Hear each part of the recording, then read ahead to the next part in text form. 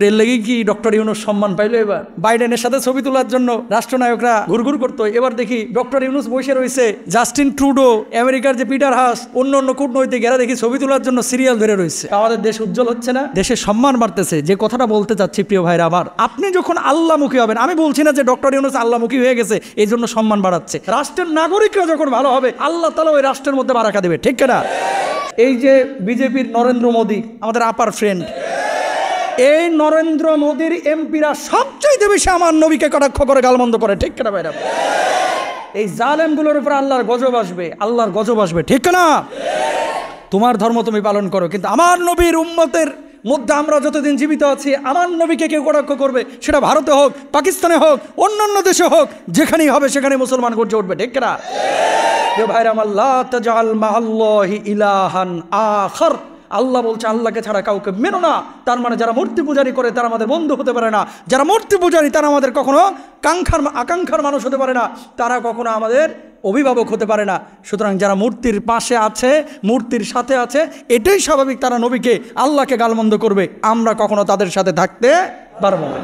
প্রিয় ভাইরা আমার শুনেন, আল্লাহর নবী কি বলছেন? লা ইউমিনু আহাদুকুম হাত্তা আকুনা হাব্বা ইলাইহি মিন ওয়ালিদিহি ওয়া ওয়ালাদিহি ওয়ান নাসি আজমাইন। ততক্ষণ পর্যন্ত পূর্ণাঙ্গ ইমানদার হইতে পারবে না যতক্ষণ পর্যন্ত নিজের সন্তান সন্ততি পরিবার পরিজন সবচেয়ে নবীকে বেশি ভালো না বাসবেন। প্রিয় ভাইরা আমার, বারবার ওই মূর্তি পূজারীরা আমার নবীকে কটাক্ষ করে। এই মূর্তি পূজারীরা নবী আম্বিয়া আলাইহিমুসসালাতু ওয়াসসালামদের সময় থেকে শুরু করে আজ পর্যন্ত, ইভেন ভারতে প্রতি বছর 1 বছর 2 বছর পর তারা কিন্তু আমাদের এই মুসলমানদের নবীকে আল্লাহকে নিয়ে কটাক্ষ করে যাচ্ছে। হয় ভারতের মুসলমানরা জবাব দেবে, নতুবা ওই সমস্ত এমপিদেরকে আমরা বলবো একটু আসেন বাংলাদেশে, আমরা আপ্যায়ন করে দেবো ইনশাল্লাহ। কথা বলেন ঠিক কিনা? কেউ ভাইরা আমার, আমাদের হৃদয়ে রক্তক্ষরণ হয়, ধর্মীয় স্বাধীনতা আছে, বাক স্বাধীনতা আছে, তার মানে এই না যে আমার নবীকে আমার আল্লাহকে গালমন্দ করবে, ঠিক কিনা ভাইরা? লা তাজআল মাআল্লাহি ইলাহান আখার, আল্লাহ ছাড়া কেউ আমাদের উপাস্য হতে পারে? এই যে ফ্যানটা যে ঘুরতেছে, এনার্জি, ইলেকট্রিসিটি মানুষ তৈরি করতেছে, বুদ্ধি দিয়েছেন কে? আল্লাহ সুবহানাহু ওয়া তাআলা। এই জিনিসটা কিন্তু আমরা ভুলে যাই।